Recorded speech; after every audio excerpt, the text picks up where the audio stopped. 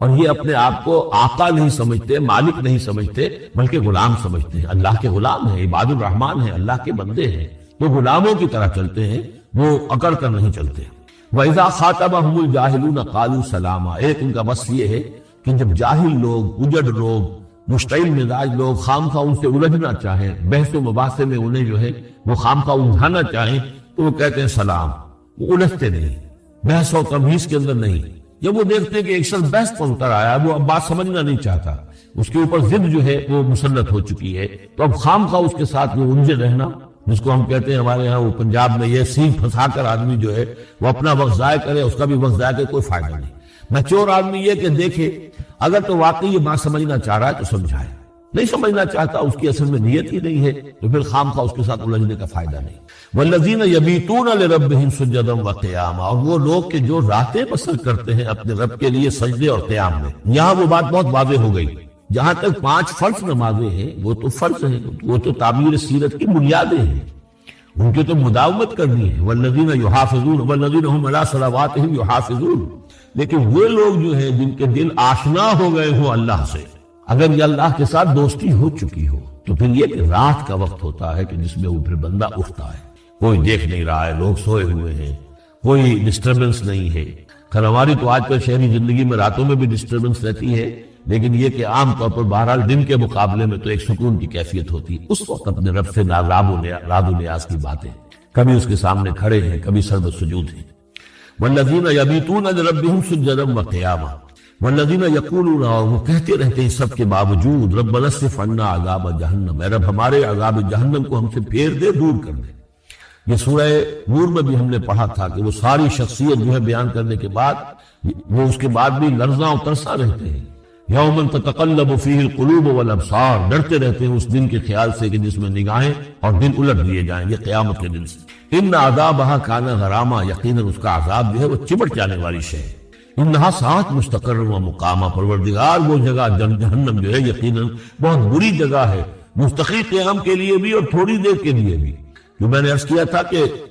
دنیا میں بری سے بری جگہ بھی جو ہے اس میں بھی آپ تھوڑی دیر کے لیے جائیں گے تو ریکریشن ہو جائے گی چینج کی وجہ سے، اور اچھی سے اچھی جگہ جو ہے اس میں بھی مستقل رہنا پڑے تو پھر اس کے اندر کوئی حسن اور کوئی جو ہے دلچسپی باقی نہیں رہے گی۔ تو اس کے بجائے جو جنت کا اور جنت کا تصور دیا جا رہا ہے، جنت اتنی اچھی جگہ ہے کہ مستقل طور پر رہنے کے باوجود اس کی دلچسپیوں میں، اس کی رعنائیوں میں کوئی کمی نہیں ہوگی، اور جہنم اتنی بری جگہ ہے کہ ایک لحظے کے لیے بھی کسی کا قدم وہاں گیا تو وہ اپنی پوری جو ہے سختی اس کے اوپر ظاہر کر دے گی۔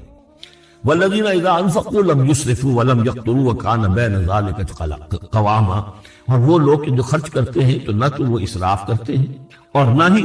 نزل سے کام لیتے ہیں، بلکہ اس کے بین اعتدال جو ہے واقعہ یہ ہے کہ دنیا کا مشکل ترین کام ہے، توازن اور اعتدال۔ ظاہر بات ہے یہ لوگ جو میچور ہیں، سمجھدار ہیں، اب ان کے ہاں یہ ہوگا کہ ان کے اس خرچ کرنے کے معاملے میں بھی اعتدال ہوگا۔ والذین لا یدعون مع اللہ الہا آخر، 3 کبیرہ گناہ وہ ہیں جیسا کہ ہم نے پڑھا ہے سورہ نساء میں بھی، ان تجتنبوا کبائر ما تنہون عنہ، تو بڑے بڑے گناہ وہ کون سے ہیں کہ جن سے اگر تم باز رہو تو باقی چھوٹے گناہ تو اللہ تعالیٰ جو ہے وہ معاف بھی کرتا رہے گا۔ اور ان میں سے سب سے بڑا تو 2 مرتبہ فرمایا شرک، اور شرک کے بعد پھر قتل ناحق اور پھر زنا، یہ 3 ہیں۔ قتل ناحق سے بھی در حقیقت تمدن کی جڑ کٹ جاتی ہے، اور زنا سے تمدن جو ہے وہ سڈاس بن جاتا ہے، پھر اس کے اندر گندگی ہو جاتی ہے۔ تو اس حوالے سے یہ 3 چیزیں یہاں بیان کی جا رہی ہیں۔ والذین لا یدعون مع اللہ الہا آخر، وہ لوگ کہ جو نہیں پکارتے اللہ کے ساتھ کسی اور معبود کو۔ ولا یقتلون النفس التي حرم اللہ الا بالحق، نہ ہی قتل کرتے ہیں کسی جان کو جس کو کہ اللہ نے محترم ٹھہرایا ہے مگر حق کے ساتھ۔ قتل کے بدلے قتل والا معاملہ ہے، یا مرتد کا قتل ہے، یا زانی شادی شدہ کا رجم ہے، جو بھی ہے۔ ولا یزنون، نہ وہ زنا کرتے ہیں۔ ومن یفعل ذلک یلقى اثاما، اور جو کوئی بھی یہ کام کرے گا وہ اس کی پاداش کو پکڑ کر اس کو جو ہے اس حاصل کر کے رہے گا، یعنی لازماً اس کی سزا اس کو مل کر رہے گی۔ یلقى اثاما یضاعف له العذاب یوم القیامہ، قیامت کے دن اس کا عذاب دگنا کر دیا جائے گا۔ یہ آیت اس اعتبار سے بہت اہم ہے کہ منکرین حدیث نے بہت شور مچایا ہوا ہے کہ قرآن مجید میں کہیں عذاب قبر کا کوئی تذکرہ نہیں ہے، صراحتاً واقعتاً نہیں ہے، احادیث میں بہت تفصیل ہے، لیکن یہ کہ یہ مقام ایسا ہے کہ جس سے ثابت ہوتا ہے کہ قیامت کے دن سے پہلے بھی عذاب ہے، یضاعف لہ العذاب یوم القیامہ، دگنا کیا جائے گا ان کے لیے عذاب قیامت کے دن۔ اس کا مطلب ہے کہ عالم برزخ میں بھی ان کے لیے عذاب ہے۔ اور جو فرمایا گیا ہے کہ یہ جو قبر کا گڑھا ہے، یا یہ جہنم کے گڑھوں میں سے گڑھا ہے، اور یا جنت کے باغیچوں میں سے ایک باغیچہ ہے، اور یا تو وہاں ایک کھڑکی کھول دی جاتی ہے جنت کی جہاں سے ٹھنڈی ہوائیں اور خوشبوئیں آتی رہتی ہیں، اور یا یہ کہ کھڑکی کھول دی جاتی ہے جہنم کی طرف جس سے آگ کی لپٹ اور گرمی جو ہے اور وہ جو ہے وہ آتی رہتی ہے۔ یضاعف لہ العذاب یوم القیامہ، قیامت کے دن اس کے لیے عذاب دگنا کر دیا جائے گا، ویخلد فیہ مہانا، اور پھر وہ رہے گا اس عذاب میں ہمیشہ ہمیشہ۔ الا من تاب، ہاں استثناء ہے، استثناء یہ ہے من تابہ، جو جس نے توبہ کر لی دنیا ہی کے اندر موت کے آنے سے پہلے پہلے، ما لم یغرغر، الا من تاب وآمن، اور ایمان لایا۔ گویا کہ جو شخص اس قسم کے گناہوں میں مبتلا ہوتا ہے، چاہے وہ قانوناً کافر نہ ہو، حقیقتاً وہ کافر ہو جاتا ہے، ایمان اس کے دل سے نکل جاتا ہے۔ لہذا توبہ گویا کہ اثر نو ایمان لانے کے مترادف ہے۔ الا من تاب وآمن وعمل عملا صالحا، اور وہ پھر عمل کرے نیک، فاولئک یبدل اللہ سیئاتہم حسنات، تو ایسے لوگوں کی برائیوں کو اللہ تعالیٰ نیکیوں سے بدل دیتا ہے۔ اس کے دونوں معنی ہے کہ توبہ کے نتیجے میں ایک تو نامہ اعمال میں جو اندراج ہوا تھا برائی کا وہ صاف ہو جائے گا، اور اس کی جگہ نیکی کا اندراج ہو جائے گا۔ اور یہ معنی بھی ہے کہ زندگی میں، اس دنیا میں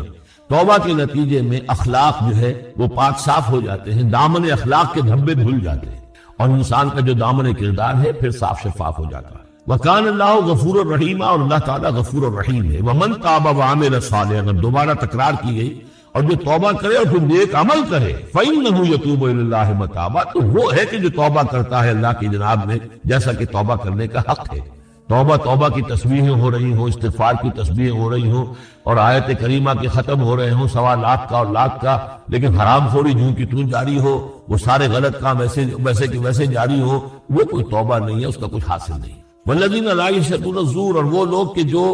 جھوٹ کے اوپر موجود بھی نہیں رہتے۔ جھوٹ کی گواہی والی بات نہیں ہے یہاں، لیکن جھوٹ کی گواہی تو گویا کہ اس کے اندر خود بخود امپلائڈ ہے، یعنی ان کے اندر صداقت اور حق کے ساتھ اتنی غیرت ہوتی ہے کہ جہاں کوئی جھوٹ کا گزر بھی ہو وہاں وہ اپنی موجودگی بھی پسند نہیں کرتے۔ جھوٹ کا دھندا ہو رہا ہو، جھوٹ کا کاروبار ہو رہا ہو، جھوٹ بولا جا رہا ہو، یہ وہاں پر ان کی غیرت اور حمیت جو ہے صداقت کے ساتھ اور سچ کے ساتھ وہ اتنی ہے کہ وہ وہاں موجود بھی اپنی برداشت نہیں کرتے۔ وَإِذَا مَرُّوا بِاللَّغْوِ مَرُّوا كِرَامًا، اسی طریقے سے جب وہ کسی لغو کام کے پاس سے گزرتے ہیں تو اپنے دامن کو بچا کر گزر جاتے ہیں۔ دیکھیں وہاں بھی تھا سورہ مومنین کو شروع کی آیات میں وَالَّذِينَ هُمْ عَنِ اللَّغْوِ مُعْرِضُونَ، کہ جو لغو سے اعراض کرتے ہیں۔ اور یہاں یہ کہ اس کے پاس سے اگر گزر ہو بھی جائے اتفاقاً، خود تو قصد کرنا جو ہے بہت دور کی بات ہے، اس کو کوئی امکان ہی نہیں، اتفاقاً آپ راستہ چل رہے ہیں، دیکھ رہے ہیں کوئی مداری کا تماشا ہو رہا ہے، آپ کا کوئی ارادہ نہیں تھا، لیکن وہاں رکیے بھی نہیں، وہاں سے جو ہے اپنے دامن کو بچاتے ہوئے نکل جائیے۔ والذین اذا ذکروا بآیات ربہم، اور وہ لوگ کہ جن کو جب ان کے رب کے آیات کے ذریعے سے نصیحت کی جاتی ہے، سمجھایا جاتا ہے، لم یخروا علیہا ثم عمیانا، تو نہیں گر پڑتے اس پر بہرے اور اندھے ہو کر۔ اس کے بھی دونوں معنی ہیں، ایک تو یہ کہ مخالفت پر اندھے بہرے ہو کر کمر کس لینا، جیسے کہ قریش کر رہے تھے، تو گویا کہ تعریض ہے، ان پر ایک تنزیہ انداز ہے یہ لوگ جس طریقے سے کر رہے ہیں وہ معاملہ اللہ کے بندوں کا نہیں ہوتا۔ لیکن یہ دوسری طرف یہ بات بھی ہے کہ آیات قرآنیہ کو بھی اندھے بہرے ہو کر تو نہیں پڑھنا ہے اور سننا ہے، بلکہ غور کرنا ہے۔ افلا یتدبرون القرآن ام علی قلوب اقفالها، تو کیا یہ قرآن کی آیت پر تدبر نہیں کرتے؟ وَتَدَبَّرُوا فِيهِ لَعَلَّكُمْ تُفْلِحُونَ، تدبر کرو تاکہ تم سمجھو۔ تو اس طریقے سے محض جو ہے وہ قرآن مجید کو بھی اندھے بہرے ہو کر جو ماننا جو ہے اس سے بھی بہرحال عباد الرحمن جن کی یہاں تعریف کی جا رہی ہے ان کے مقام سے وہ جو مقام ہے ان کے مرتبے سے فروتر ہے۔ وَالَّذِينَ يَقُولُونَ رَبَّنَا هَبْ لَنَا مِنْ أَزْوَاجِنَا وَذُرِّيَّاتِنَا قُرَّةَ أَعْيُنٍ، اور وہ لوگ جو کہتے ہیں کہ اے رب ہمیں اپنی بیویوں اور ہماری اولاد کی طرف سے آنکھوں کی ٹھنڈک عطا فرما، یعنی یہ کہ جس راستے پر ہم چل رہے ہیں ہماری اولاد ہمارے گھر والے بھی اسی راستے پر چلے تاکہ ہماری آنکھیں ٹھنڈی ہوں۔ ایسا نہ ہو کہ میں تو اللہ کے دین کے راستے کی طرف چلنے کی کوشش کر رہا ہوں اور اولاد کسی اور طرف کو دور لگا رہی ہے، تو ایک کشاکش ہے۔ پھر یہ جو صورتحال جو ہے فرکشن گھر کے اندر پیدا ہوتی ہے، تو اللہ تو ہمیں ہمارے گھر والوں سے آنکھوں کی ٹھنڈک عطا فرما، اور آنکھوں کی ٹھنڈک ظاہر بات ہے عباد الرحمن کی کن چیزوں میں ہوگی کہ وہ بھی اللہ کے بندے بنے، اللہ کی بندگی کے راستے پہ اختیار کریں۔ وَجْعَلْنَا لِلْمُتَّقِينَ إِمَامًا، اور ہمیں متقیوں کا امام بنا۔ اس کا یہ مطلب نہیں ہے کہ امامت کی طلب ہے، بلکہ یہ کہ ہم خود امام ہے۔ ایک شخص اپنے گھر کا سربراہ ہے، امام ہے، تو اے اللہ جن کے ہم امام ہیں انہیں متقی بنا دے، اس لیے کہ ظاہر بات ہے کہ میدان حشر میں جب ہم چلیں گے تو اس ایک شخص کے پیچھے اس کی اولاد چلی آ رہی ہے اور معلوم ہو کہ وہ تو جہنمی ہے جو چلے آ رہے ہیں، یہ خود تو بہرحال ایک نیک آدمی تھا نہیں، ہمارے پیچھے جو ہماری نسلیں آئیں اے اللہ انہیں بھی متقی بنا، جن کے ہم امام ہیں، جو ہمارے پیچھے ہیں، جن کے کہ ہم دنیا میں جیسے کہ فرمایا ہے ایک حدیث میں بھی آتا ہے کلکم راعٍ وکلکم مسئول عن رعیتہ، تم میں سے ہر شخص کی حیثیت ایک چرواہے کی ہے، اور اللہ نے کچھ نہ کچھ مخلوق جو ہے اپنی اس کے چرواہے کے حوالے کی ہے۔ نشان عبرت۔ پھر ایک آیت جو اپنی جگہ پر نہایت اہمیت کی حامل ہے، اور آپ کو یاد ہوگا کہ ہماری گزشتہ 2 نشستیں اسی ایک آیت کے مطالعے میں صرف ہوئی، اور یقیناً اس آیہ مبارکہ کا یہ حق ہے، اس لیے کہ نہ صرف یہ کہ اس سورہ مبارکہ کا یہ عمود ہے، مرکزی مضمون ہے، بلکہ جیسا کہ میں عرض کر چکا ہوں ڈاکٹر رفیع الدین مرحوم کی ایک روایت کے مطابق امام الہند حضرت شاہ ولی اللہ دہلوی رحمۃ اللہ علیہ کے نزدیک یہ آیہ مبارکہ یعنی سورہ صف کی آیت نمبر 9 پورے قرآن مجید کا عمود ہے، مرکز اور محور، جس کے گرد کے پورے قرآن مجید کے مضامین گھومتے۔ اپنی یہ ناچیز رائے بھی عرض کر چکا ہوں کہ پورے قرآن مجید کے لیے یہ آیہ مبارکہ محور ہے یا نہیں، لیکن سیرت النبی علیہ صاحب الصلاۃ والسلام کے صحیح فہم کے لیے یقیناً لازمی کلید ہے، اس کے لیے یقیناً عمود کی حیثیت رکھتی ہے۔ اس آیت مبارکہ کو سمجھیں گے تو سیرت النبی کا فہم حاصل ہوگا، اس لیے کہ کسی بھی عظیم شخصیت کے کارنامہ حیات کو احساس کرنے کے لیے سب سے پہلے یہ سمجھنا ضروری ہے کہ اس کا مقصد کیا تھا، اس کے سامنے اپنی جد و جہد اور اپنی مساعی کے ہدف کے طور پر کیا چیز، اسی کے حوالے سے احساس کیا جائے گا کہ کس درجے میں کامیابی۔ اس آیہ مبارکہ پر جیسا کہ میں نے عرض کیا گزشتہ 2 نشستوں کا اکثر و بیشتر حصہ ہم صرف کر چکے ہیں۔ مجھ سے پچھلی نشست میں ایک غلطی ہوئی ہے اور اس کی طرف ایک صاحب نے ہمارے شرکائے درس میں سے انہوں نے توجہ دلائی ہے، میں ان کا شکریہ ادا کرتا ہوں۔ لِیُظْہِرَہُ جو مرکزی لفظ ہے اس عمود والی آیت کا، هو الذی ارسل رسولہ بالہدی ودین الحق لیظہرہ علی الدین کلہ۔ لیظہرہ کا جب میں نے تجزیہ کیا تو جو ابتدا میں لام آیا ہے اس کے لیے روا روی میں میری زبان سے لفظ نکل گیا کہ یہ حرف جار ہے، لام ہے حرف جار، حروف جار میں سے، یہ ایک غلطی ہے جو روا روی میں ہوئی ہے۔ اصل میں یہ یا تو اسے لام کی کہتے ہیں یا لام تعلیل کہتے ہیں۔ لے یظہرہ تاکہ غالب کر دے اس، تاکہ وہ غالب کر دے اس۔ لام جار جو ہے حرف جار کے طور پر لام جب آتا ہے تو اسماء پر آتا ہے، افعال پر نہیں، اس لیے اس لام کے بعد محذوف مانا جاتا ہے یا کہ یا ان، لے ان یظہرہ تاکہ وہ غالب کر دے اس کو، لے کہ یظہرہ تاکہ وہ غالب کر دے اس کو۔ تو یہ جو حروف ہیں ان، لن، کہ، اذن، یہ 4 حروف وہ ہیں جو فعل مضارع پر داخل ہوتے ہیں اور پھر اس کو نصب دے رہے، لے یظہرہ، را پر زبر اسی وجہ سے ہے، تو یہ لام تعلیل کہیں یا لام کہ کہیں۔ البتہ ایک بات پر اگر غور کریں کہ جہاں تک مفہوم کا تعلق ہے اس میں وہ حرف جار والا لام جو ہے اس کا مفہوم موجود ہے، اس لیے کہ جب حرف جار کے طور پر لام آتا ہے تو اس کے معنی ہوتے ہیں کسی شے کے لیے، واسطے، جیسے کہ اقیم الصلاۃ لذکری، نماز قائم کرو میری ذکر کے لیے، میری یاد کے لیے، میری یاد کے واسطے، تو یہ کسی شے کے واسطے، کسی شے کے لیے، یہ در حقیقت لام جب حرف جار کے طور پر آتا ہے تو اس کا مفہوم ہے، یہاں وہ مفہوم موجود ہے۔ هو الذی ارسل رسولہ بالہدی ودین الحق لیظہرہ، وہی ہے اللہ جس نے بھیجا اپنے رسول کو یعنی محمد کو صلی اللہ علیہ وسلم 2 چیزیں دے کر، الہدی یعنی قرآن حکیم اور دین حق، اس لیے یا اس واسطے کہ وہ غالب کر دے اس کو پورے کے پورے دین پر۔ تو یہ جو اصل مفہوم ہے یہاں موجود ہے۔ بہرحال جہاں تک فنی اعتبار سے یہ بات صحیح ہے کہ یہ حرف جار نہیں ہے بلکہ لام تعلیل یا لام کہ ہے۔ اب ہم آگے چل رہے ہیں، اس سورہ مبارکہ کا جو چوتھا حصہ ہے یہ پھر 4 آیات پر مشتمل ہے۔ وہ 4 آیات ابھی میں نے تلاوت کی ہیں، آپ نے سماعت فرمائی ہے۔ ان 4 آیات کا مضمون ہے جہاد کے لیے پرزور دعوت، اور اس کا جو ربط ہے اس عمود کے ساتھ اس کو پہچان دی۔ وہی ہے اللہ جس نے بھیجا اپنے رسول کو محمد کو صلی اللہ علیہ وسلم الہدی اور دین حق دے کر تاکہ وہ غالب کر دیں اس دین حق کو کل کے کل نظام زندگی پر۔ اب ظاہر بات ہے کہ یہ غلبہ دین حق محنت سے ہوگا، مشقت سے ہوگا، جہاد سے ہوگا، قتال سے ہوگا، ایثار سے ہوگا، قربانی سے ہوگا، گھر بیٹھے تو نہیں ہوگا، ہاتھ پر ہاتھ دھرے تو نہیں ہوگا۔ لہذا اس کے لیے ضروری ہے کہ اب جو لوگ بھی ایمان کے دعوے دار ہیں اللہ پر اور اس کے رسول پر، اللہ ہے اپنے رسول کو بھیجنے والا،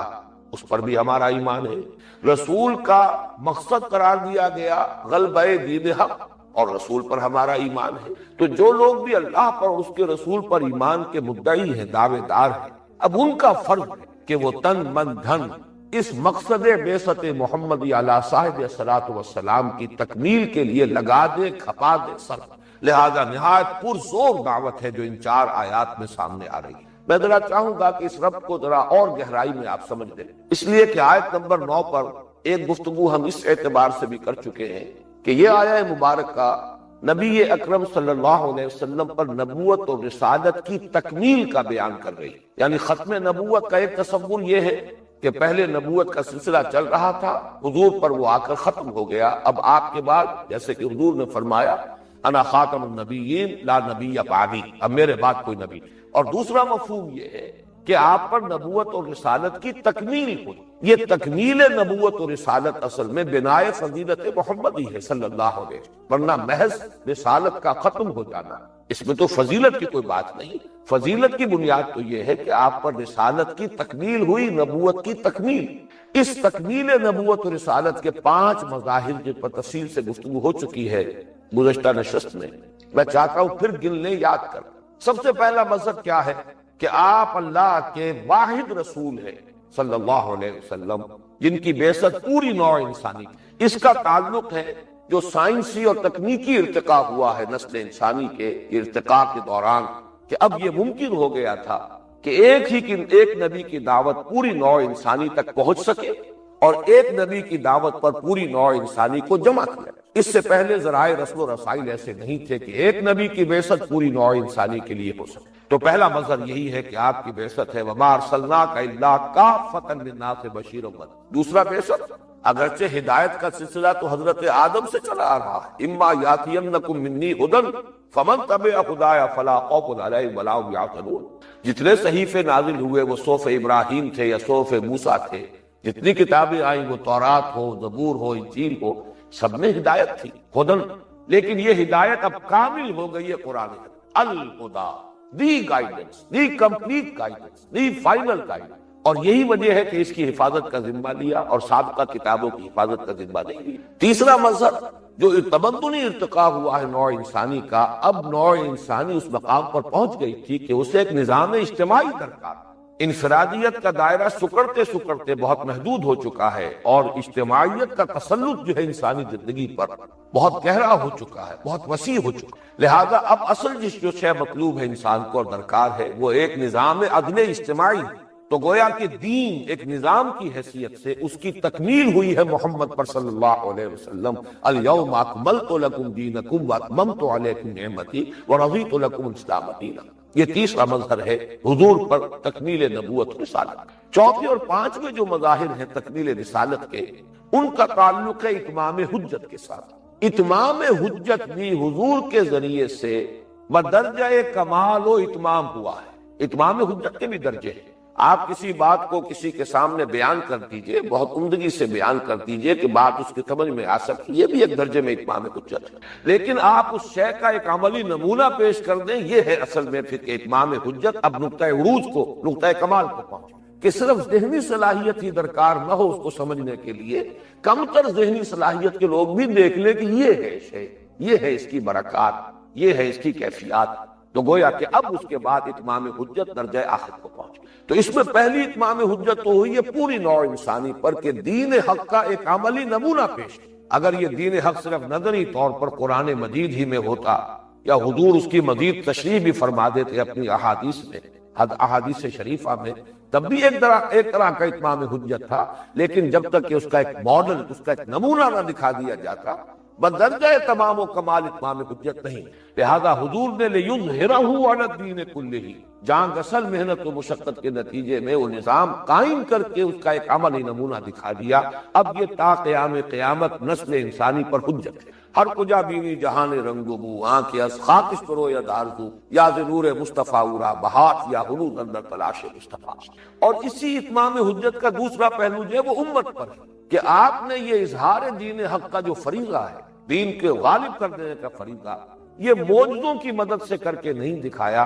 بلکہ انسانی مشقت، جد و جہد، محنت، ایثار، قربانی، مصائب جھیل کر، تکلیفیں برداشت کر کے، ہر طرح کی جو بھی آزمائشیں ہو سکتی ہیں ان سے خود بھی بنفس نفیس گزر کر اور اپنے صحابہ کو بھی ان سے گزار کر absolutely at the level of human effort and struggle یہ کارنامہ کر کے دے۔ یہ بہت اہم پہلو ہے سیرت النبی کا صلی اللہ علیہ وسلم۔ ورنہ یہ کہ قدم قدم پر مطالبے آ رہے تھے معجزہ دکھائیے، معجزہ نہیں آیا۔ معجزہ بس قرآن ہے، جس کو سمجھنا ہو یہ معجزہ ہے، محمد کا اصل معجزہ یہ قرآن ہے۔ ورنہ آپ سوچئے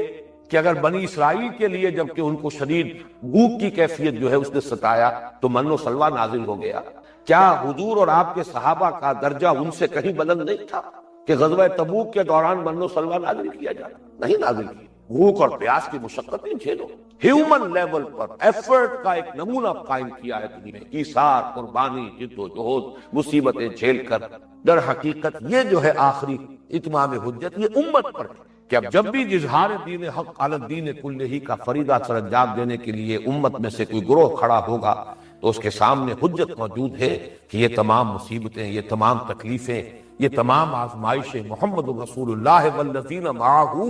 صلی اللہ علیہ وسلم ورضی اللہ تعالیٰ عنہ اجمعین، ان سب کو جھیلنی پڑی، ان سب میں سے گزرنا پڑا۔ یہ ہے اصل میں آخری نقطہ جس کا تعلق ہے اب ان 4 آیات کے ساتھ اب پکارا جا رہا ہے اس جد و جہد کے لیے، اس ایثار و قربانی کے لیے، اس محنت و مشقت کے لیے، اس جان رسن جد و جہد کے لیے۔ یا ایھا الذین آمنوا هل ادلکم علی تجارۃ تنجیکم من عذاب الیم، اے ایمان والو، یہ جو اصطلاح ہے اے ایمان والو، خطاب کا جو یہ صیغہ ہے، بارہا میں عرض کر چکا ہوں کہ اگرچہ لفظ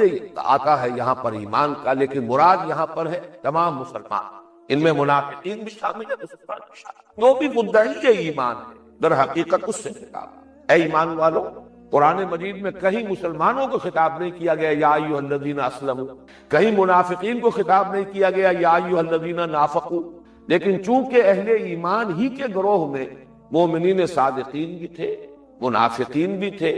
اور ایک بین بین کی کیفیت بھی تھی جس کا تذکرہ سورہ حجرات میں آ چکا ہے۔ قالت الاعراب آمنا قل لم تؤمنوا ولکن قولوا اسلمنا، تم یہ نہیں کہہ سکتے کہ تم مومن ہو گئے ہو، بس صرف یہ کہہ سکتے ہو کہ تم مسلمان ہو گئے، اسلام لے آئے۔ گویا کہ یہ 3 گروہ ہو گئے۔ ویسے تو یہ کہ ان تینوں کے درمیان بڑا فصل ہے، ایمان کے نہ معلوم کتنے مدارج ہوں گے، ابو بکر صدیق رضی اللہ تعالیٰ عنہ سے لے کر اور ایک عام صحابی کے ایمان تک کتنے درجات ہوں گے، پھر نفاق کے بھی کتنے درجے ہوں گے، عبداللہ ابن ابی کے نفاق سے لے کر کوئی ادنا درجے کا منافق کتنے درجے ہوں گے، بے شمار ہوں گے، اور بیچ میں یہ ایک 0 پوائنٹ ہے کہ نہ ایمان نہ نفاق بلکہ اسلام محض، اور ان سب کو خطاب کیا جاتا یا ایھا الذین آمنوا۔ تو یہاں پہ اصل میں ترجمہ کرتے ہوئے الفاظ اگر ہم استعمال کریں، اے ایمان کے دعوے دارو، اے ایمان والو نہیں، اے ایمان کے دعوے دارو، اے مدعیان ایمان، هل ادلکم علی تجارۃ تنجیکم من عذاب الیم، کیا میں تمہاری رہنمائی کروں، کیا میں تمہیں بتاؤں ایک ایسی تجارت جو تمہیں دردناک عذاب سے نجات دے دے، چھٹکارا دے۔ اس میں پہلی بات تو یہ سمجھیے کہ یہ بڑا ہی فطری اسلوب ہے تعلیم کا، سوال جواب، سوال کیا جائے تاکہ جو بھی شاگرد ہیں، جو سامع ہیں، جو بھی زیر تربیت لوگ ہیں، پہلے وہ چونک جائے،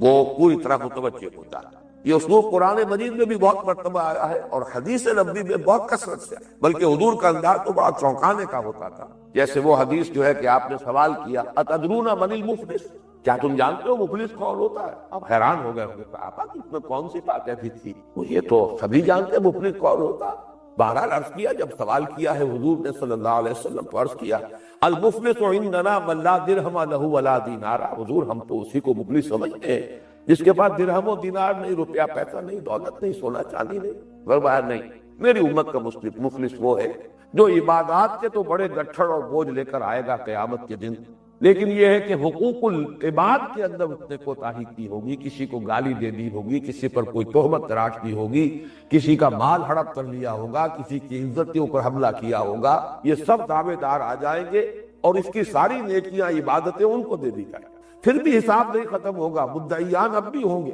تو ان کے گناہ جو ہے وہ اس کے کھاتے میں درج کیے جائیں گے اور وہ ان کے گناہوں تلے دب کر جہنم میں جھونک دیا یہ مفلس۔ وہی انداز یہاں سوال کیا پہلے، هل ادلکم، بتاؤں میں تمہیں وہ تجارت جو تمہیں دردناک عذاب سے چھٹکارا دلاتے۔ نجات کا لفظ ہے یہاں، باب قال انجا ینجی انجان، هل ادلکم علی تجارت تنجیکم من عذاب علیم۔ علیم جو ہے علم کہتے ہیں تکلیف کو، رنج و علم اردو میں مستعمل ہے۔ علیم فعیل کے وزن پر صفت مشبہ بن گیا، نہایت رنج دینے والا، نہایت تکلیف دہ۔ فارسی میں اگرچہ علمناک کا لفظ بھی استعمال ہو جاتا ہے لیکن اصل میں دردناک لفظ جو ہے فارسی کا ہوگا، دردناک عذاب، علمناک عذاب۔ اب دوسرا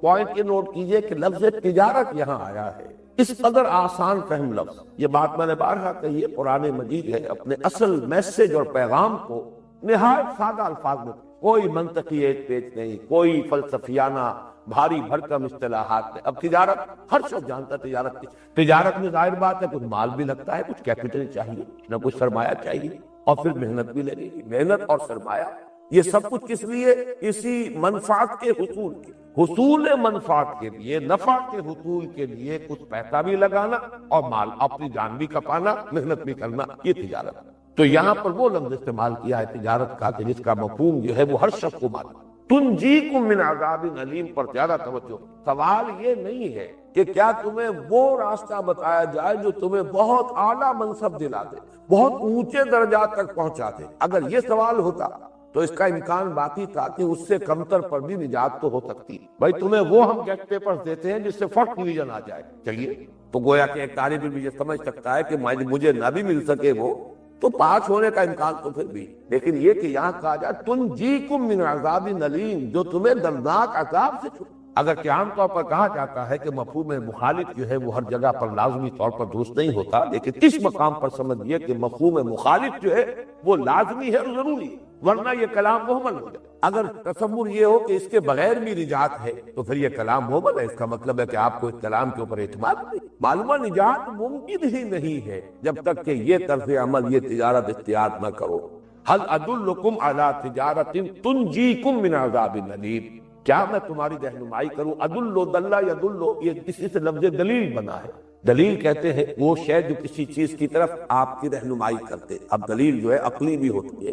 دلیل راہ بھی ہوتی ہے، اسی طریقے سے رہنمائی کرنا، بتا دینا، کوئی چیز جو ہے کسی کو سجھا دینا، یہ ہے دلہ یدلو۔ تو هل ادلکم علی تجارت تنجیکم من عذاب علیم، کیا میں بتاؤں تمہیں، کیا تمہیں سجھا دوں، کیا تمہیں بتا دوں، کیا تمہاری رہنمائی کر دوں اس تجارت کی طرف جو تمہیں دردناک عذاب سے۔ یہ جو آخری ٹکڑا ہے اس آیہ مبارکہ کا، اب جس کا پس منظر کے ساتھ بڑا گہرا تعلق، تنجیکم من عذاب علیم، میں نے ابھی عرض کیا اگر یہ نہیں کرو گے تو نجات پانا دردناک عذاب سے، اس کی امید موہوم ہے۔ ذرا آپ پیچھے آئیے، اگر یہ تجارت اختیار نہیں کرو گے تو گویا کہ تم بھی یہود کے نقش و قدم پر چل رہے ہوگے، جنہوں نے حضرت موسیٰ کے ساتھ وہ طرز عمل اختیار کیا کہ جب ان سے کہا گیا کہ اللہ کی راہ میں جنگ کرو تو انہوں نے کوڑا جواب دیا۔ اگر تم یہ راستہ اختیار نہیں کرو گے تو گویا کہ تم یہود کا وہ طرز عمل اختیار کرو گے جو انہوں نے حضرت مسیح علیہ السلام کے ساتھ، گویا کہ اسی کے نقش قدم پر تم چل رہے ہوگے اگر تم نے یہ راستہ اختیار کیا۔ اس سے بھی پیچھے جائیے، جس کو میں نے کہا تھا کہ پہلی 4 آیات تمہیدی ہیں۔ اگر یہ راستہ جہاد کا اختیار نہیں کرتے ہو تو گویا کہ تمہارا معاملہ یہ ہے کہ لما تقولون ما لا تفعلون، اس دفعہ جو ہے اس کے مستحق ہو جاؤ گے، یہ دفعہ تمہارے اوپر لاگو کہ تم کہتے کچھ ہو کرتے۔ دعویٰ ہے اللہ پر ایمان کا اور اللہ کے رسول کی محبت اور عشق کا، لیکن یہ کہ یہ کام جو ہے اللہ کی راہ میں جہاد کے لیے جس کے لیے پکارا جا رہا ہے اس کے لیے، تو یہ پورا پس منظر جو ہے در حقیقت نوٹ کر لیجئے کہ تنجیکم من عذاب علیم، عذاب علیم سے چھٹکارا پانا ہے تو یہ کام ضرور کرنا ہو۔ اگر یہ کام نہیں کرو گے تو گویا کہ تم یہود کے نقش قدم پر چل رہے ہو، اگر یہ کام نہیں کرو گے تو گویا کہ تمہارے اوپر وہی دفعہ جو ہے وہ عائد ہو جائے گی کہ لما تقولون ما لا تفعلون، کبر مقتا عند اللہ ان تقولوا ما لا تفعلون، کیوں کہتے ہو جو کرتے نہیں ہو، اور اللہ کے غضب اور بیزاری کو بھڑکانے والی ہے یہ بات کہ تم کہو جو کرتے۔ اس مقام پر میں چاہتا ہوں کہ ایک آیت مبارکہ جو ہمارا مطبوعہ جو ہے کتاب کی شکل میں منتخب نصاب، اس میں وہ ایک مستقل درس کی حیثیت سے ہے، لیکن یہاں در حقیقت میں نے اپنے اس درس کے دوران اس کو اس جگہ پر مناسب سمجھا ہے کہ یہاں اس آیت کو، یہ آیت نمبر 24 جو ہے سورہ توبہ کی، اس کو یہاں لگا دی۔ میرے نزدیک اس مضمون کو کس قدر کلیئرلی کس آیت کے اندر واضح کیا گیا ہے، وہ چاہیے کہ اچھی طریقے سے ہم دین نشید کر لیں کہ جہاد کا کیا مقام اور مرتبہ ہے ہمارے دین، اس لیے کہ جہاد سے روکنے والی چیزیں کیا ہوتا ہیں؟ دنیا کی محبت، مال کی محبت، رشتہ داروں کی، اولاد کی، بیوی کی، اور ان تمام علائق دنیاوی اور مال و احباب دنیاوی کی محبت ہے، یہی تو راستہ روکتی ہے۔ تپتی راہیں مجھ کو پکاریں، دامن پکڑے چھاؤں گھنیری، یہی چیزیں ہیں کہ جو انسان کو روکنے والی ہیں۔ لہذا آپ دیکھیے کہ کس قدر خوبصورتی سے، کتنی جامعیت سے، فصاحت و بلاغت کی انتہا ہے۔ اور ویسے یہ کہ علامہ اقبال نے بھی واقعہ یہ ہے کہ بہت ہی یعنی ایک ثبوت فراہم کیا ہے جامعیت کا اپنے اس شعر کے اندر، جہاں پہ کہ ان تمام چیزوں کو انہوں نے دو میں جمع کر، یہ مال و دولت دنیا، یہ رشتہ و پیوند، بتان وہم و گناہ، لا الہ الا اللہ۔ تو گویا کہ ایک ہے رشتہ و پیوند اور ایک ہے مال و دولت دنیا۔ یہاں قرآن مجید نے مال و دولت دنیا کی 3 صورتیں، رشتہ و پیوند میں جو اہم ترین رشتے ہو سکتے ہیں 5، قل اے نبی ان سے کہہ دی، ان کان آباؤکم و ابناؤکم و اخوانکم و ازواجکم و عشیرتکم و اموال اقترفتموها و تجارت تخشون کسادها و مساکن ترضونها احب الیکم من اللہ ورسولہ وجہاد فی سبیلہ فتربصوا حتی یاتی اللہ بامرہ واللہ لا یہدی القوم الفاسقین۔ اے نبی ان سے کہہ دیجئے کہ اے لوگو، اگر ہو تمہیں تمہارے باپ اور تمہارے بیٹے اور تمہارے بھائی اور تمہاری بیویاں اور تمہارے رشتہ دار اور وہ مال جو تم نے جمع کیے ہیں اور وہ تجارت جس کے مندے کا، جس کے کساد کا تمہیں اندیشہ لاحق رہتا ہے، اور وہ مسکن، وہ گھر، وہ حویلیاں جو کہ تمہیں بڑی محبوب ہیں، بڑی پسند ہیں، خوب سجایا ہے ان کو، اگر یہ چیزیں احب الیک، محبوب تر ہے تمہارے نزدیک، من اللہ، اللہ سے، ورسولہ، اور اس کی رسول سے، وجہاد فی سبیلہ، اور اس کی راہ میں جہاد سے، فتربصوا، تو جاؤ انتظار کرو، حتی یاتی اللہ بامرہ، یہاں تک کہ اللہ اپنا فیصلہ سنا دے، واللہ لا یہدی القوم الفاسقین، اللہ ایسے فاسقوں کو ہدایت نہیں۔ نوٹ کیجئے اس سورہ مبارکہ کی آیت نمبر 5 بھی اسی ٹکڑے پر ختم ہوئی تھی۔ وَإِذْ قَالَ مُوسَىٰ لِقَوْمِهِ يَا قَوْمِ لِمَ تُؤْذُونَنِي وَقَدْ تَعْلَمُونَ أَنِّي رَسُولُ اللَّهِ إِلَيْكُمْ فَلَمَّا زَاغُوا أَزَاغَ اللَّهُ قُلُوبَهُمْ وَاللَّهُ لَا يَهْدِي الْقَوْمَ الْفَاسِقِينَ۔ اللہ ایسے فاسقوں کو زبردستی ہدایت نہیں دیتا، یہ اس کی سنت نہیں ہے۔ طالب ہدایت کو ہدایت دے۔ فاسق اور فاجر کے جو اپنے فسق اور فجور کے اوپر، اپنی بغاوت پر اور معصیت پر وہ اڑے ہوئے ہو، ان کو زبردستی ہدایت نہیں دیتا، یہ اللہ کی سنت نہیں، ورنہ تو پورا فلسفہ امتحان و ابتلا ختم ہو جائے گا۔ خلق الموت والحیات لیبلوکم ایکم احسن عملا، یہ تو ہے ہی زندگی آزمائش۔ اللہ جبرن ہدایت دے دے تو پھر اس میں آزمائش کا مسئلہ تو ختم ہو گیا۔ تو نوٹ کیجئے یہاں گویا کہ ایک ترازو ہے جو ہم میں سے ہر شخص کو بھی اپنے باطن میں نصب کر لینی چاہیے۔ ایک پلڑے میں 8 محبتیں ڈالیے، باپ کی محبت، بیٹے کی محبت، بھائی کی محبت، بیوی کی محبت، اولاد اور رشتہ داروں کی محبت، سب آ گئے۔ یہ رشتہ و پیوند، بڑے پیارے الفاظ اقبال نے بھی جو استعمال کی۔ دولت دنیا کی جو ہے، یہ مال و دولت دنیا، اس کی 3 صورتیں۔ مال انسان نے جو جمع کیا ہے، جو بھی اس نے اپنی محنت کی ہے، اس سے جو بھی یاب ہے وہ مختلف شکل میں اس کا جو بھی کیپٹل ہے، اس کا جو سرمایہ ہے، اس کے جو ایسٹس ہے۔ پھر نمبر 2 جو بھی کاروبار جمایا ہے، محنت سے جمایا ہے، بڑی مشقت کی ہے اس کے لیے، بڑی محنت کے ساتھ جو ہے وہ اب کاروبار اس جگہ پر پہنچا ہے کہ اب اس میں سے اگر ذرا بھی انسان اپنا وقت نکالتا ہے، اپنی توجہ ہٹاتا ہے، تو کاروبار کا معاملہ یہ کہ وہ پہیا الٹا پھرنے لگتا، پھر بجائے نفع کے نقصان ہونا شروع ہو جاتا۔ لہذا وہ کاروبار جس کو انسان محنت سے جماتا ہے، وہ ہمیشہ کے لیے چاہتا ہے، اپنے اندر لٹاپین رکھتا ہے انسان کو، تو اس کے کساد کا بڑی محنت کے ساتھ اس کاروبار کو جو ہے یہ پہیا جو ہے گھمایا ہے اس کو بڑی محنت کے ساتھ، اب اس کا جو ہے اس کے اندر کساد اور مندے کا اندیشہ تمہیں لاحق رہتا ہے۔ اور آخری شے، انسان مکان بناتا ہے، حویلیاں بناتا ہے، کوٹھیاں بناتا ہے، خوب سجاتا ہے۔ آج کل جو آپ نے دیکھا ہوگا جس طریقے سے ماربل توپا ہوا ہوتا ہے، معلوم ہوتا ہے کہ پیسے اتنے زیادہ ہیں، دولت اتنی کثیر ہو گئی ہے کہ انسان جیسے کہ کسی چیز کو تھوپا جا رہا ہو۔ یہ پیسے تو تھپے ہوئے ہیں مکانوں کے اوپر، پھر اندر جو ہے جو بھی ڈیکوریشن کے لیے نہ معلوم کہاں سے ڈیکوریشن پیس لائے گئے ہیں، کہاں سے جو ہے فرنیچر آیا ہے، بڑا آدمی کو اچھا لگتا ہے، یہ وہ چیزیں جو ہیں بڑی پسند ہیں، محبوب ہیں. تو یہ مال و دولت دنیا 3 شکل، اور رشتہ و پیوند قل ان کان آباؤکم و ابناؤکم و اخوانکم و ازواجکم و عشیرتکم، یہ 8 محبتیں ایک پلڑے میں ڈالیے. اللہ کی محبت، رسول کی محبت، اور یہ اللہ اور اس کے رسول کی محبت تو ہو سکتا ہے زبانی کلامی آپ دعویٰ کر دیں، میں کیسے جھٹلا سکتا ہوں؟ آپ کہیں مجھے تو اللہ سے بڑی محبت ہے، میں کیسے نفی کروں گا کہ آپ کا یہ دعویٰ بے بنیاد ہے؟ آپ کہیں رسول سے بڑا عشق ہے، بہت محبت ہے، کیسے دعویٰ کیا جا سکتا ہے؟ کیسے آپ کے دعوے کی نفی کی جا سکتی ہے؟ ہاں اگلی چیز ہے جو بتائے گی، مقیاس یہ ہے، پیمانہ یہ ہے،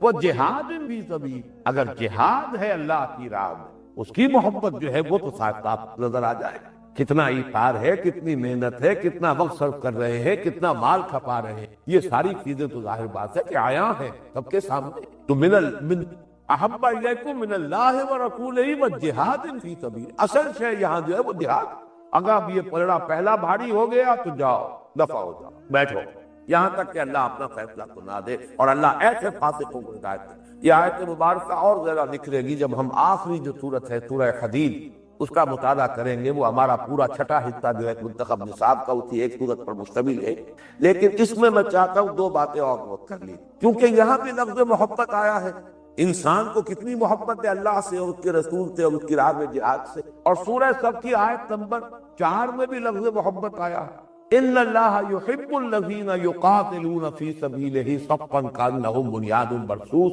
اللہ کو تو محبت ہے اپنے ان بندوں سے جو اس کی راہ میں جنگ کرتے ہیں، اس طرح صفے باندھ کر گویا کہ سیسا پلائی کی بات. ان دونوں محبتوں کے حوالے سے جان لیجئے کہ محبت ہمیشہ باہمی ہوتی. آپ کو کسی سے محبت ہے تو اس کو بھی آپ سے لازماً محبت ہوتی. انگریزی کا جو محاورہ ہے لو begets love and hatred begets hatred. آپ کے دل میں کسی سے نفرت ہے، چاہے اوپر سے چاپلوسی آپ کر رہے ہیں اور جو بھی ہے سخن سازی کر رہے ہیں، لیکن آپ کے دل کی نفرت یہ ریفلیکٹ ہوگی اور اس کے دل میں بھی آپ کی طرف سے نفرت پیدا ہوتا ہے. آپ کے دل میں محبت ہے، چاہے آپ نے اس کا اظہار نہیں کیا ہے، زیادہ آپ نے جذبات سے اظہار کیا، آپ کو عادت نہیں ہے، آپ کا مزاج نہیں، لیکن یہ کہ دل میں محبت ہے جس سے اس کے دل میں بھی لازماً آپ کے لیے یہ محبت باہمی. چنانچہ اس کے حوالے سے نوٹ کیجئے کہ اللہ کی محبوبیت کبریٰ کا مقام جو آیا ہے وہ یا تو سورہ صف کی اس آیت میں آیا جو ابھی میں نے تلاوت کی، ان اللہ یحب الذین یقاتلون فی سبیلہ صفا کانہم بنیان مرصوص. اور ایک اور مقام ایسا ہے جس کی طرف میں توجہ دلانا چاہتا ہوں آج، اس لیے کہ اس کی وجہ سے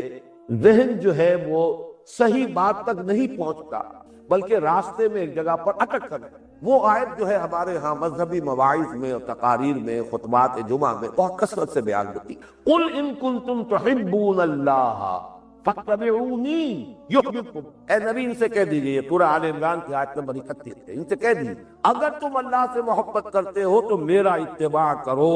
اللہ تم سے محبت کرے گا. یہ محبت باہمی کی آیت جو ہے وہ غالباً جس طرح یہ دونوں دو طرفہ محبت کا ذکر آیا ہے یہاں، غالباً میرے ذہن میں اس پر پورا استعداد نہیں ہے. میرا اندازہ ہے کہ شاید اس طرح سے یہ کہیں بھی جمع ہو کر ایک آیت میں محبت باہمی، ان کنتم تحبون اللہ، اگر تم محبت کرتے ہو اللہ سے، اور جو نتیجہ نکلے گا یحببکم اللہ، اللہ تم سے محبت کرنے لگے گا. تو درمیان میں اس کے لیے جو شرط بتائی ہے، راستہ بتایا ہے، فاتبعونی. یہاں اس لفظ اتباع کا جو تصور ذہنوں میں بیٹھا ہوا ہے یہ راستے میں الجھا دیتا ہے آدمی کو اور صحیح حقیقت تک پہنچنے نہیں. اتباع سنت کا تصور تو یہی ہے کہ آپ نے داڑھی رکھ لی، آپ نے پائچہ جو ہے وہ اٹکنے سے اوپر کر لیا، وضاقتہ جو ہے آپ نے بنا لی، آپ نے کھڑے ہو کر کھانا نہیں کھایا، بڑا تیر مارا. کیا آپ نے چاہے اجلاس کے اندر کسی دعوت میں سب لوگ کھڑے ہو کر کھانا کھا رہے ہیں، آپ بھی بیٹھ کر کھانا کھا رہے ہیں، چاہے زمین پر بیٹھنا پڑ گیا، اتباع رسول. اسی طریقے سے فرض کیجئے کہ آپ چمچ سے نہیں کھانا کھا رہے ہیں، چمچہ استعمال نہیں کر رہے. یہ تمام چیزیں اصل میں سارا تصور اتباع جو ہے وہ ان کے اندر محدود ہو کر بیٹھے. حالانکہ اصل اتباع کیا ہے؟ لقد کان لکم فی رسول اللہ اسوۃ حسنہ، میری کتاب اسوہ رسول اس پر موجود ہے. سورہ احزاب کی اس آیت میں وہ کس مقام پر آئی؟ رسول کی اصل سنت کیا ہے کہ جب سے وحی کا آغاز ہوا ہے اس وقت سے لے کر اور حیات دنیاوی کے آخری سانس تک آپ کو دھن کیا سوار رہی، کس چیز کی فکر دامنگیر رہی، کس میں آپ نے رات اور دن ایک کیے، کس کام کے لیے آپ نے محنت کو اور اپنی مشقت کو ہے وقت کیے رکھا. وہ تو 2 ہی کام ہے، اللہ کے دین کی تبلیغ اور دعوت، اور اللہ کے دین کی اقامت اور اس کے لیے جہاد اور قرب. اس میں اتباع کرے نا، اور اس سے ہٹ کر صرف داڑھی اور لباس اور مسواک اور وضع قطع اور بیٹھ کر کھانا یا جو بھی چیزیں ہیں، میں ان میں سے کسی کی توہین نہیں کرنا چاہتا، یہ تمام چیزیں انتہائی قیمتی ہوں گی بشرطے کہ وہ اصل اتباع موجود، لیکن اصل وہ اتباع نہیں ہے تو یہ اتباع کا دھوکہ، یہ اصل میں اپنے آپ کو فریب دینا کہ ہم بڑے متبع سنت ہیں اور بڑے متبع رسول ہیں، اور جب متبع رسول ہو گئے ہیں تو گویا کہ اللہ کے محبوب ہو گئے۔ ان چیزوں کے حوالے سے اپنے آپ کو متبع رسول کا سمجھ کر اور محبوبیت کبریٰ کے مقام پر فائٹ کرنا، یہ ہے سیلف ڈسیپشن، یہ ہے اصل دھوکہ۔ دینداری کا اصل میں یہ وہ تصور ہے، اتباع سنت کا یہ تصور ہے کہ جو اس وقت ہمارے ذہنوں میں ہے، لہذا جب آیت پڑھیں گے فَاتَّبِعُونِی، اتباع کے بارے میں صرف یہ چیزیں آئیں۔ وہ جو اقبال نے کہا ہے کہ گاہ میری نگاہ تیز چیر گئی دل وجود، گاہ الجھ کے رہ گئی میرے توہمات میں، تو یہ اتباع کا پورا تصور جو ہے وہ یہی الجھ کر رہ جاتا ہے، اور اس سے آگے جو ہے یہ تصور سامنے نہیں ہے کہ ان صلاتی و نسکی و محیایا و مماتی للہ رب العالمین، میرا سونا، میرا جاگنا، میرا اٹھنا، میرا بیٹھنا، میرا چلنا، میرا پھرنا، میری رات، میرا دن، میری صبح، میری شام، ہر شے جو ہے وہ در حقیقت ان دو چیزوں کے لیے وقف ہو کر رہ گئی ہے، اللہ کے لیے، اور اللہ سے مراد کیا ہے؟ اللہ کے دین کی دعوت و تبلیغ اور اللہ کے دین کو قائم کرنے کی جد و جہد کے لیے جہاد و قتال، یہ ہے اصل اتباع۔ اس اعتبار سے اس آیت کو بھی در حقیقت اس کے اصل مفہوم کے اعتبار سے اسی کے ساتھ ٹانک لیجئے جو سورہ صف کی آیت نمبر 4 ہے، ان اللہ یحب الذین یقاتلون فی سبیلہ صفا کانہم بنیان مرصوص۔ یہی وجہ ہے کہ وہ آیت مبارکہ لقد کان لکم فی رسول اللہ اسوۃ حسنہ، یہ آیت آئی ہے سورہ احزاب کے ضمن، غزوہ احزاب کے ضمن میں، سورہ احزاب میں آیت پاری ہوئی، وہ ہے اصل اسوہ محمد رسول اللہ کا، ان کے صحابہ کا، جو غزوہ احزاب میں صبر، استقامت، جو بھی بڑی سے بڑی جو ہے صورت جو ہے جو بن گئی تھی خوفناک، اس میں بھی اللہ پر اعتماد اور یقین، اور اسی جہاد اور قتال پر، اور اپنی سرفروشی اور جاں پیشانی کے لیے پوری آمادگی جو ہے، یہ ہے اصل اسوہ رسول کا، اور یہ ہے اصل میں صحابہ کرام کا اتباع رسول، اس لیے کہ ان سے بڑھ کر تو متبع رسول اور کوئی نہیں مقتدہ۔ تو اس اعتبار سے یہ آیت مبارکہ یہاں پر ٹانک لیجئے، یا ایھا الذین آمنوا هل ادلکم علی تجارۃ تنجیکم من عذاب الیم، اہل ایمان کیا میں بتاؤں تمہیں وہ کاروبار جو تمہیں دردناک عذاب سے چھٹکارا دلا دے؟ اگر وہ نہیں کرو گے تو دردناک عذاب سے چھٹکارے کی امید موہوم ہے۔ قل ان کان آباؤکم وابناؤکم واخوانکم وازواجکم وعشیرتکم واموال اقترفتموها وتجارۃ تخشون کسادها ومساکن ترضونها احب الیکم من اللہ ورسولہ وجہاد فی سبیلہ فتربصوا حتی یاتی اللہ بامرہ واللہ لا یہدی القوم الفاسقین۔ اللہ ایسے فاسقوں کو ہدایت نہیں دے۔ اب آئیے اگلی آیت کی طرف، وہ تجارت کیا ہے؟ تؤمنون باللہ ورسولہ وتجاہدون فی سبیل اللہ باموالکم وانفسکم ذالکم خیر لکم ان کنتم تعلمون۔ یہاں پر اگر کہ صیغہ استعمال ہوا فعل مضارع، لفظی ترجمہ ہوگا تم ایمان لاؤ گے یا رکھو گے اللہ پر اور اس کے رسول پر، اور جہاد کرو گے اس کی راہ میں اپنے اموال کے ساتھ اور اپنی جانوں، یہی تمہارے لیے بہتر ہے اگر تم